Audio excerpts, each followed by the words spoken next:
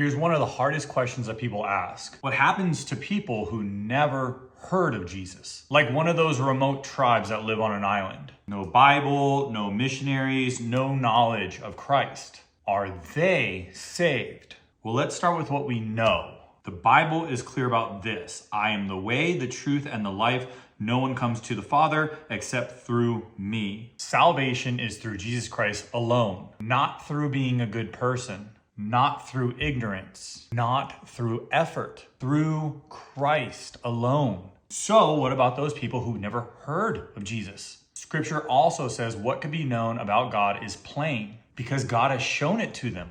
Creation itself reveals God's existence, and every person has a conscience. So no one is without some form of revelation. But here's the hard truth. Knowing that God exists is not the same as being saved. Creation can show you that there's a creator, but it doesn't tell you about the cross. So are those people automatically condemned? The Bible never says that people are judged for rejecting a Jesus that they never heard of.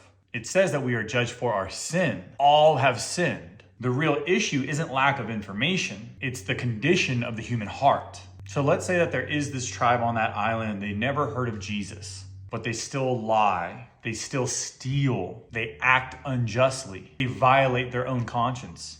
They still fall short of God's standard, just like we all do. Here's where we need to be honest. The Bible doesn't always give a detailed step-by-step answer for every single scenario, but it does show us two things clearly. God is perfectly just, and God is perfectly merciful. Will not the judge of all the earth do what is right? We can trust that God will judge rightly. Now, what we can say with confidence is that no one is saved apart from Christ, but God is not unjust. And throughout Scripture, we see when people respond to the light that they have, God provides more. This question shouldn't just make us curious. It should make us realize something. We have heard. We do know.